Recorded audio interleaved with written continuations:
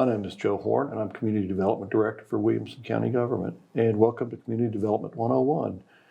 This is a series of shows put together in conjunction with County Mayor Rogers Anderson's office to discuss community development, which handles developmental services for the unincorporated county. Our guest today is John Bledsoe, who is our newly christened, I guess you could say, Codes Compliance Director. John has been with us since this past January and comes to us from a number of places. John, tell us a little about yourself. Well, I started in the construction industry back in 1986, a long time ago, and I started with a residential home builder in the area. Did that for about 5 years, branched out on my own, got my own general contractor's license, did various aspects of construction and residential and commercial for several years. I started in my first building inspection position in 2006 in a local city. Did that from 2006 until 2018 in a couple of different locations. And I started here in this role in Codes Compliance in January of this year. Okay. And you've also been known to lead a song or two as well. I do. I am the worship leader at First Baptist Church in Fairview, and we're there every Sunday. Well, very good. I'm hopeful that we haven't corrupted you to this date. But at any rate, happy to have John with us today. And talk a little bit about Codes Compliance, the department first, because it might not be exactly what people think it is. Well, the Codes Compliance Department, we are tasked with making sure that all aspects of the zoning ordinance are enforced. We do follow up on complaints, and we basically are looking for building without permits and people running businesses that aren't approved out of their homes. We do get a lot of complaints from neighbors who have grievances with their neighbors, and we do investigate those. But if it's just a grievance with your neighbor and not a zoning violation, then we don't follow through with any action on that. Okay. I know you said violations. You know, the zoning ordinance is pretty, I was going to try to say voluminous, but I'll say thick. Yeah. Perhaps in more ways than one. But at any rate, your office fields calls from the general public. That's correct. And so I know you said before, too, sometimes you find yourself in a dubious position, perhaps, of sorting out some inter-neighborhood grievances, perhaps. Yes, we do investigate all complaints, and we base our actions upon if it's a violation of the zoning ordinance and something that's building without permits, like I said, or illegal businesses. We like to have contact information on the people complaining. You can submit an anonymous complaint. Mm-hmm. But most of those tend to be those that have grievances with their neighbors. So we do investigate those, but we like to have something that we can, a contact we can get back with and let them know what the nature of the violation is, if there is in fact a violation. I see. What sort of complaints do you tend to get, though? We get a lot of complaints about overgrown grass, unkempt properties, unlicensed inoperable vehicles, business activity in a residential neighborhood, things of that nature. I see. But, if so, you say, once you investigate a violation, what happens if you do find, in fact, a violation has occurred? What is the standard procedure for your office? We will come back to the office. We will notify the property owner. By mail, I take it. By mail, yes, right. First class mail. That is, in fact, there is a violation on the property. And we give them the nature of the violation, the zoning section that they're in violation of, and give them a number of days to come into compliance with the zoning ordinance. But the idea, though, too, is largely along the way of there's a violation, And we're going to work with you any way we can to see that we could, if possible, to cure the violation. Sometimes it's a case of filing the appropriate paperwork, and I guess every once in a while there's no appropriate paperwork to file because of the nature of the complaint. But what happens, let's say typically we do a number of contacts before, Oh, yes, we will send a notice of violation, and typically the number of days is 30 days that we give to come in compliance with the zoning ordinance. If after that 30 days and we go back out and the property is still not in compliance, we will send a second notice, this time by certified mail.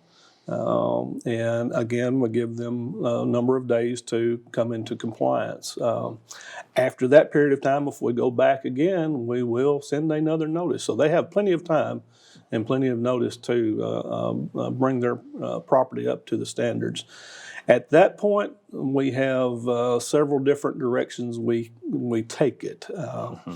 If it's serious enough and we feel like it's necessary, we do go to court to get a judge's ruling on the property, to have an agreement in order in place to give the property owner time to come into compliance. Let the judge make that ruling and both sides come into an agreement on that. If it's not that serious, we do have the option, and we do this quite a bit, that we file something with the Register of Deeds, a notice of violation with the Register of Deeds, that just recognizes that property is in violation of the zoning ordinance. And what that does is that property owner goes to sell the property, or if they refinance the property, that notice of violation will show up on a title search, and that triggers the mechanism that the property has to come into compliance before that sale or the refinancing will take place. I see. I guess ultimately, though, too, if it goes to court, there can be fines involved for failure to comply. We do have that option in place. It can be $50 per day that the non-compliance is allowed to continue. We're not really in the business of collecting fines. We don't want to collect fines. Our wish is that the property comes into compliance, but that is there to give some incentive to the property owners to be in compliance with the ordinance. I see. You probably, your position probably has perhaps a dubious distinction of the fact that a lot of times, you're not very popular with either side of the equation. Either the person that's been complained upon and you're trying to elicit or solicit corrective action, but the other side of that, which is the person that complained, and you say there's nothing you can do.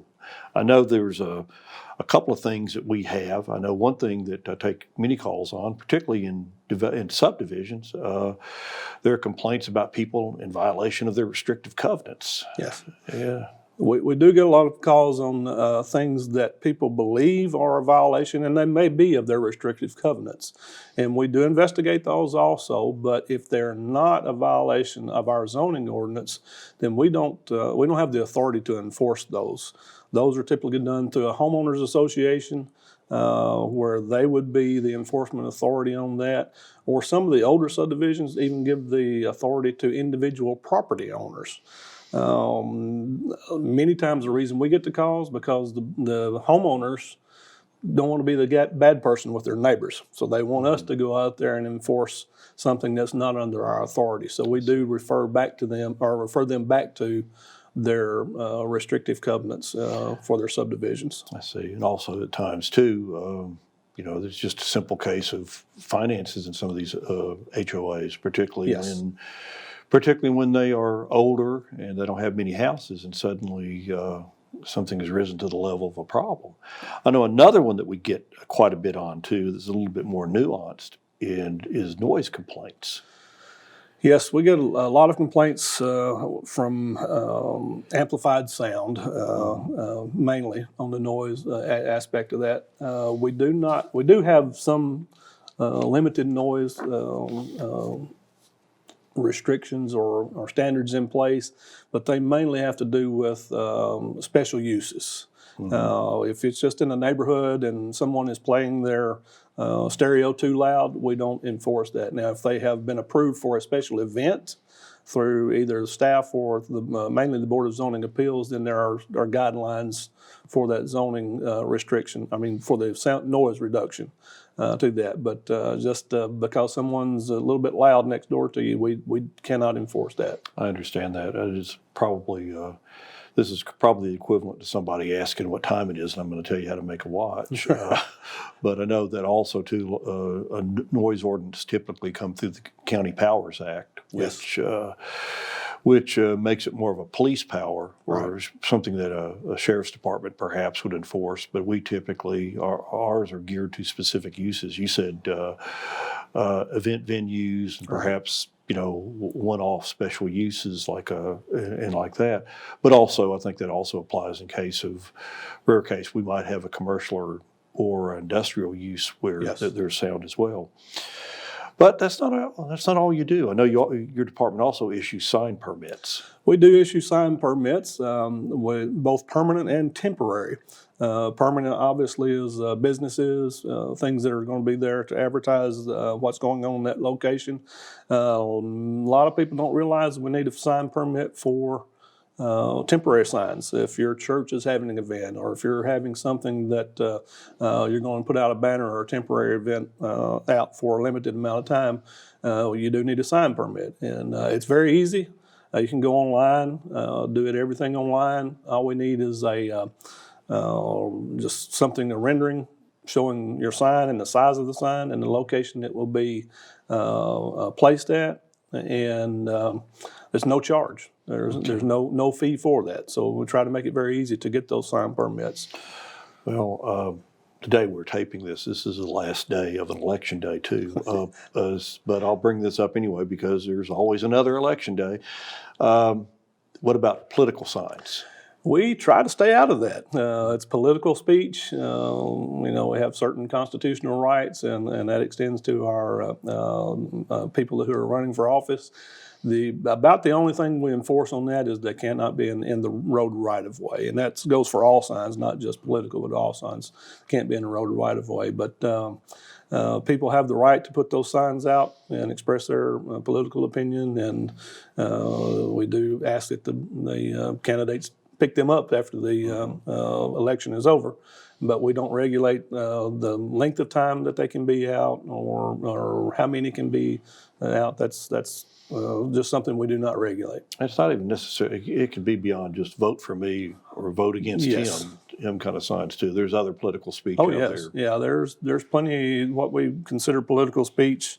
What comes to mind is the old, I bought a lemon type of thing. That's free speech. You have the right to put that out there, and we don't regulate that. I see. Well, to shift gears a little bit too, your department also conducts pool inspections. Tell us a little bit about the regulatory nature of pool inspections. We do pool inspections, and it's kind of a misnomer to call it a pool inspection because we're not inspecting how good your pool installer is doing or any safety aspect of the pool. So pool fence inspection. We do what's called a barrier inspection. Thank you. And it's more a safety inspection just to ensure that any young children that are around your pool will not be able to have access to that pool. They do have a barrier in place. The barriers have to be at least 4 feet tall. They cannot have any gap in anywhere in that barrier, any place in that barrier, any greater than 4 inches, and that includes at the bottom, from the bottom of the barrier to the ground. Any openings or gates in that barrier have to open out away from the pool. So if a child comes up and the gate has to be open, if they push on the gate, it will close. So it has to open out away from the pool. And it should be, when we leave, we make sure that it's self-latching or self-closing, has some kind of spring mechanism on it, so it self-closes and it self-latches, so that it cannot easily be pulled open by a small child.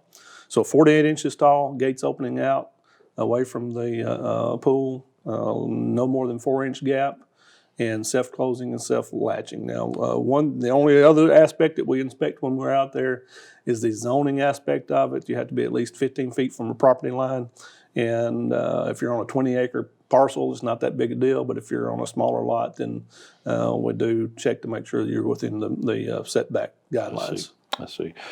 And something you mentioned earlier too, you under I guess the complaint section of this discussion was overgrown lots. Now there's a distinction as to how overgrown lots can be enforced. We have a limited enforcement capability. Yes, Could we you do explain have, that? we have adopted by a resolution the state guidelines that we can enforce that for overgrown lots and dilapidated buildings. Now, the state gives us authority to do that unless it is an owner-occupied property, which is most of the properties in the county are owner-occupied. So let's say we have a complaint, neighbor calls and complains that their neighbor hadn't cut their grass in 3 months. And it's 2 feet high, and we go out there, and the person says, "Well, my lawnmower's broke down. I'm trying to work on this." And we say, "Is this your property? Do you own the house?" "Yes, I'm the owner, and I live here." We cannot do anything about that. No, that's our policy, as that mirrors the state guidelines that's given to the counties for that. Okay, but if it's a renter, If it's a renter, we will go through the violation process like we talked about. We will send a notice of violation to the property owner, because many times the property owners are not local, they're out of state, and they're unaware of what the shape of the property is. So we'll send a violation notice to the property owner, and also a copy to the resident or the tenant at the property, and it goes through the same process, gives them 30 days to comply. Now we do have, if it gets to the point where they're not doing anything about it, then if it's not owner occupied, we do have a process in place where we can do something about it and then file a lien on that property. I see. Now I guess perhaps the most visual permitting that you folks do, at least height-wise, would be telecommunication towers and antennas. Yes, our office is in charge of the approval of any cell towers or co-locating on existing cell towers, or even changing of equipment or adding new antennas to cell towers. There's a couple of distinctions that we go by, and it's mainly by height. Mm-hmm. Anything that is not lighted, you've seen the towers with the flashing lights or the red lights, white lights, whatever it may be. If they are unlighted, and that typically is under 200 feet tall, then they can be approved by staff at the staff level through the planning committee or our planning staff for a new location for a tower. Anything that requires lighting, according to the FAA, Federal Aviation, has to go through to the Board of Zoning Appeals for approval as a special use permit. Now, the planning side will still do most of the work and making sure the site's okay, and any grading or construction is going to be done according to our standards. But the Board of Zoning Appeals has to give that last approval for that use on that property. I know in the towers, one of the particular strategies that we employed when this was developed before you joined us was the idea we wanted to make the installation of antennas as easy as possible, with the idea that if purely from a kind of a market standpoint, if you can go out and we write a permit to add an antenna to your tower today, it's much better than to go through the whole potential public hearing process of putting up a new tower. And I think to some extent that seems to be relatively successful, because I'm hard pressed to remember the last time we've had a actual tower constructed in the county. Certainly not during your tenure, right, of 10 months or so. Yeah, a couple of things about that. One, we're limited on how we can regulate those, because it is a federal communications issue, not a local issue. But one of the things that we have in place in our ordinance is that your first choice for antenna location is on an existing tower. So we try to limit the number of towers within a certain area, so each carrier doesn't come out and construct their own tower with their own antennas on it. So co-location is a preference above a new tower being installed. And yes, it is a fairly easy process. Again, everything's online that they apply. And it comes through me. Any co-location, any change of antenna comes through our online submittal portal to me to review. And basically, if they have their plans and their scope of work and the structural analysis showing that that tower will support that new equipment, then I can approve it because of the nature of the work not being too extensive and not adding a new tower. I see. Now, I'm risking overlapping a little bit. We don't have to talk about towers on this too, but one of your other jobs is you provide lead staff for the Board of Zoning Appeals. And one of the things I hear are special uses, which would also include towers. And since you've already elaborated on that, why don't you talk about some of the other special uses? There's several uses that, special use, and let me just define that a little bit, I guess. Each zone that we have in our ordinance allows certain uses by right. There are other uses that people want to do from time to time that may not necessarily be a bad thing for the zone, but it's not the norm. Mm-hmm. So they have to apply for a special use permit to do that. Cell towers are one of them. Storage buildings, storage facilities. Many warehouses. Yeah. One of the most popular things right now are event centers or rural retreats where you do weddings or banquets and different things like that. Those are special uses. May not be a bad thing for the area, but they're not the norm. Understood. So they have to go through a Board of Zoning Appeals to gain approval to allow them to do that for a specific date or a specific amount of time, or perhaps permanently with the correct facilities in place.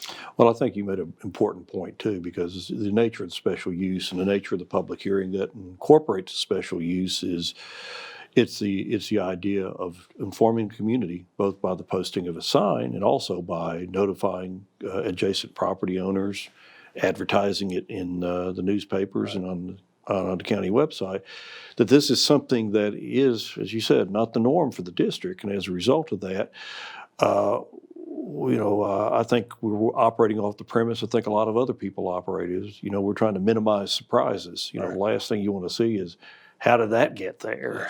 And so yeah, we do. Everything is open to the public. We do put a sign on the property 15 days prior to the meeting. We do send out individual letters, first class mail to any property that abuts the property that's applying for the special use or variance or whatever it may be, and that includes anything that may be across the street from them, across the other side of the road.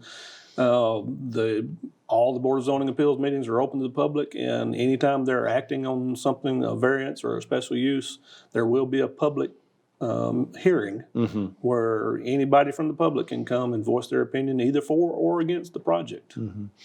But you also say that,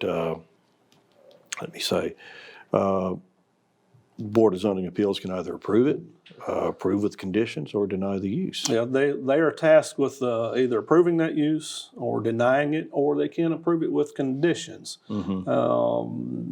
Many times that's the case. If it is something that's been vetted out by our staff and it goes to the Board of Zoning Appeals, they may say, well, this is not a bad idea, but we would like to see this in place as a condition of granting this approval. I see. Well, the other aspect too, you've already mentioned it too, about variances. And there's a couple important distinctions I guess you want to, that we're talking about when we talk about a variance, what are we generally talking about? And what are we not talking about? That's a loaded question. A variance, again, is something that does not meet our zoning ordinance. Most of the variances are for setback variances. Let's say you have a property that your rear setback is 50 feet, mm-hmm. and you're wanting to put something in, but you can't make that 50-foot setback from the rear property line. You want to go 40 feet. Well, you have the right to go before the Board of Zoning Appeals and ask for a variance that would allow you to construct it as you want to construct it. Just because you have the right to ask doesn't mean that they will grant that variance. The Board of Zoning Appeals, again, is given authority by the state statute, and there are strict guidelines on what or how, I guess, what the situation, circumstances are that they can grant variances. Mainly it has to be something that's not or is unique to that particular property and not common to any other properties around it, such as a very narrow lot or a very shallow lot, some sort of topographical condition, maybe rock outcroppings or a stream or something that would prohibit you from building or using the property in the way that you would want to. I see. I think I'm reading, I think, directly from our ordinance. In other words, you're looking for a peculiar and exceptional practical difficulties to, or exceptional or undue hardship upon the owner. I think right. we had one, I think, very recent meeting where it was a leftover lot, and it was a very wide lot, but it wasn't very deep. Yes. And that one of the criteria for the hardship is the term that's used. It has to be a hardship on the owner.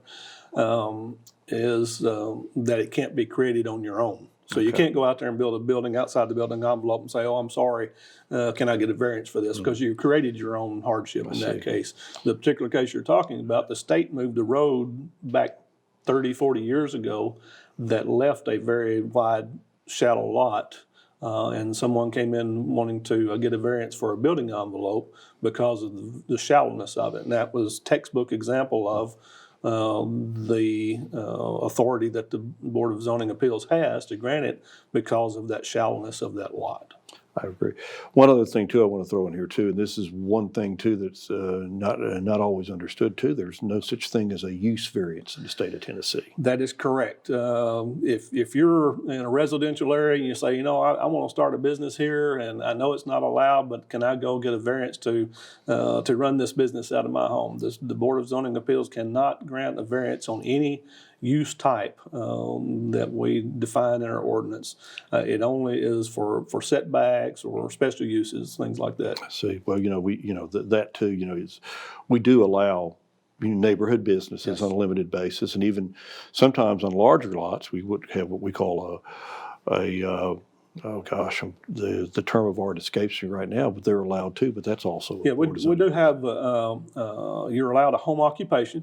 Mm-hmm. Which is, let's say you're an accountant and you run your business out of your home and you've got a desk and a computer and a room that you use. That's a home occupation. We allow home-based businesses in certain instances, and that allows you to use maybe a detached garage or a storage building. Residential business. I think it's term of art. I couldn't find it. Residential business. That allows you to use an outbuilding or a detached structure or another part of your property to run that business out of. Now, in neither of those cases can you have outside storage of materials or equipment. Everything has to remain residential, but there are guidelines in place to allow people to work from their own residence.